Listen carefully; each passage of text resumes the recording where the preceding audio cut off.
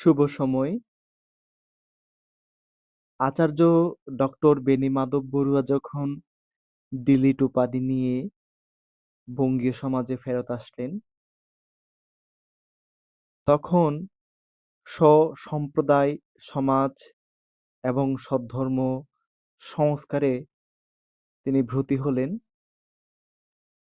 তার এই পরব্রতের অংশ হিসেবে রচিত হয় বৌদ্ধ পরিণয় পদ্ধতি এই গ্রন্থটি। এই গ্রন্থের ভূমিকাংশে আমরা দেখতে পাই পরিত্রাণ কিংবা ফারিক নিয়ে তিনি আলোচনা করেছেন।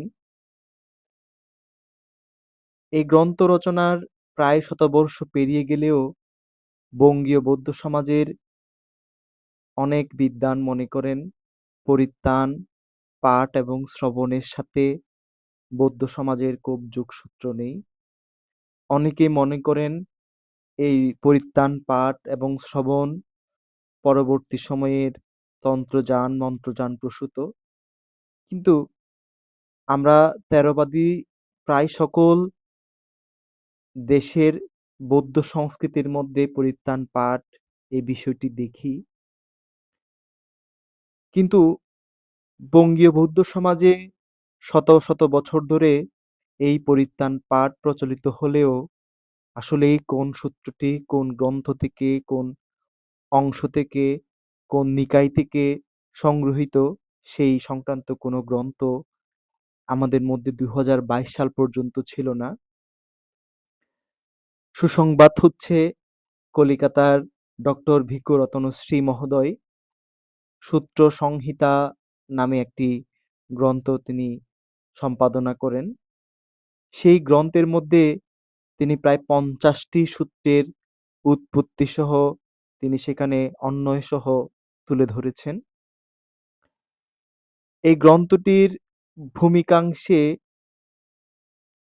ডক্টর বেণীমাধব বড়ুয়ার কিছু পূর্বলিখিত অংশ তিনি চয়ন করেন।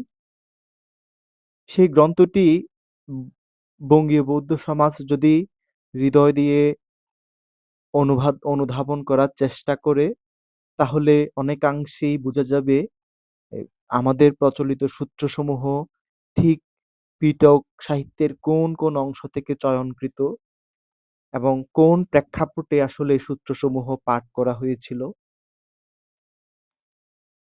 এক্ষেত্রে ভগবান বুদ্ধের একটি বাণী আমাদের মনে রাখতে হবে।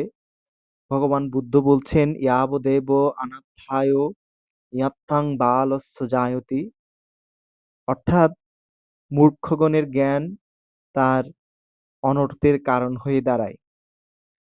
আমরা অনেকে হয়তো বিদ্বান হচ্ছি, পণ্ডিত হচ্ছি, কিন্তু প্রকৃত এবং সত্য অনুধাবন করতে না পারার দরুন আমরা অন্ধকার এবং তমসাচ্ছন্ন একটি জগতে নিমজ্জিত আছি।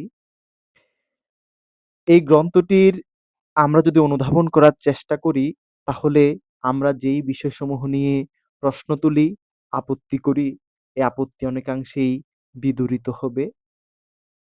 এখানে বেণীমাধব বড়ুয়ার লিখিত অংশে একটি লাইন আমার খুব হৃদয় ছুঁয়েছে। সেটি হচ্ছে তিনি উল্লেখ করেছেন পালি সাহিত্য প্রধানত ২ শ্রেণীতে বিভক্ত, যথা বুদ্ধ বচন এবং বৌদ্ধ বচন।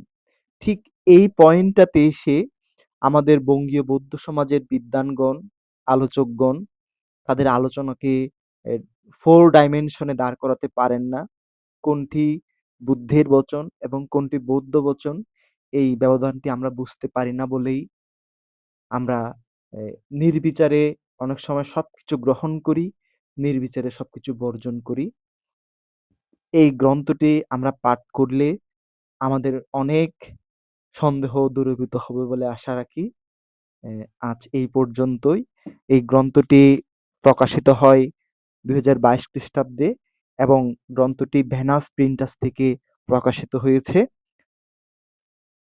গ্রন্থটির ক্রয়মূল্য অর্থাৎ আমাদের ক্রয়মূল্য ৳২৫০ ৳২৫০ এবং আপনারা গ্রন্থটি বেণুবন বিহার এবং বৌদ্ধ ধর্মাঙ্কুশ সভা এই দুটো কলকাতায় অবস্থিত। এই দুটো স্থানে আপনারা পাবেন অথবা কলেজ স্ট্রিটেও পেতে পারেন।